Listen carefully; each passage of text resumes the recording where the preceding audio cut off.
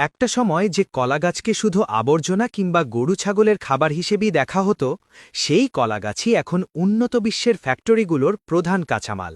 ফেলে দেয়া আবর্জনা থেকে একটা কলাগাছ কিভাবে ফ্যাক্টরির মিলিয়ন ডলারের কাঁচামালে পরিণত হয় সেই গল্পটাই শোনাব আজ।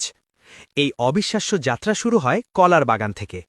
কলা কাটার পর গাছের কাণ্ডগুলো যত দ্রুত সম্ভব ফ্যাক্টরিতে নিয়ে আসা হয়, কারণ গাছগুলো মাটিতে পড়ে থেকে একবার তাতে পচন ধরে গেলেই গাছের ভেতরে থাকা মূল্যবান ফাইবার নষ্ট হয়ে যাবে। তাই ফ্যাক্টরিতে আনার ২৪ ঘন্টার ভেতরেই দক্ষ হাতে বা মেশিনের সাহায্যে গাছের কাণ্ডগুলোকে লম্বালম্বিভাবে ফালি করা হয়। এরপর আসে সবথেকে ইন্টারেস্টিং পার্ট, যাকে বলা হয় ডিকর্টিকেশন। এই ধাপে এক বিশেষ ধরনের মেশিনের ভেতর দিয়ে কলার ফালিগুলোকে চালানো হয়। মেশিনের ভেতরে থাকা জোরালো ব্লেডগুলো কলার কাণ্ডের নরম অংশগুলোকে পিষে বের করে দেয়, আর ভেতর থেকে বেরিয়ে আসে সাদা ধবধবে লম্বা সব আঁশ বা ফাইবার। দেখতে অনেকটা পাটের মতো মনে হলেও এই ফাইবারগুলো অনেক বেশি মসৃণ এবং মজবুত। ভিডিওতে দেখুন মেশিনটি কত দ্রুত এক একটা ফালি থেকে আঁশ আলাদা করছে। যে কাজ আগে হাতে করতে দিনের পর দিন লাগত, এই আধুনিক মেশিন তা কয়েক সেকেন্ডেই করে দিচ্ছে। নতুন বের করা ফাইবারে আঠালো রস ও স্টার্চ লেগে থাকে, যা পরিষ্কার না করলে পরে কাপড়ে দাগ পড়তে পারে।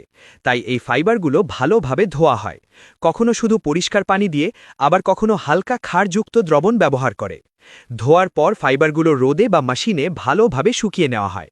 শুকানোর পর এই ফাইবারগুলো একদম সাদা আর উজ্জ্বল রঙের দেখায়, আর এই অবস্থায় এগুলোকে গ্রেডিং করা হয়, অর্থাৎ কোন ফাইবার দিয়ে সুতা হবে আর কোনটা দিয়ে কাগজ বা দস্তাবেজ তৈরি হবে তা আলাদা করা হয়। শুকনো ফাইবারগুলোকে এবার পাঠানো হয় স্পিনিং ইউনিটে। এখানে চরকার মতো মেশিনে এই আঁশগুলো পেঁচিয়ে পেঁচিয়ে সুতা তৈরি করা হয়। জাপানে এই সুতা দিয়ে তৈরি করা হয় বিশ্বের অন্যতম দামি পোশাক কিমোনো। এই কাপড় এতটাই আরামদায়ক যে গরমের দিনেও এটি আপনার শরীরকে ঠান্ডা রাখবে। শুধু কাপড়ই নয়, এই সুতা দিয়ে এখন অত্যন্ত টেকসই জুতা, ব্যাগ এবং হ্যান্ডিক্রাফট তৈরি হচ্ছে, যা ইউরোপ আমেরিকার বাজারে চড়া দামে বিক্রি হচ্ছে। শুধু তাই নয়, বিশ্বের বিভিন্ন দেশে বর্তমানে কলা গাছের এই ফাইবার থেকেই বানানো হয়েছে মেয়েদের অতীব প্রয়োজনীয় পণ্য স্যানিটারি প্যাড, যা নর্মাল প্যাডের তুলনায় অনেক বেশি আরামদায়ক এবং অনেক বেশি পানি শোষণ করে নিতে পারে। তাই দিনকে দিন এই কলা গাছ দিয়ে বানানো প্যাডের চাহিদাও লাফিয়ে লাফিয়ে বাড়ছে। এবার আপনার মনে প্রশ্ন জাগতে পারে, ফাইবার বের করার পর গাছের বাকি অংশের কি হয়? এখানেও রয়েছে প্রযুক্তির ছোঁয়া। কলার রস এবং অবশিষ্টাংশ থেকে তৈরি করা হয় উচ্চমানের জৈব সার এবং লিকুইড ফার্টিলাইজার, অর্থাৎ কলা গাছের এক ফোঁটাও অপচয় হয় না, আর একেই বলে জিরো ওয়েস্ট প্রোডাকশন।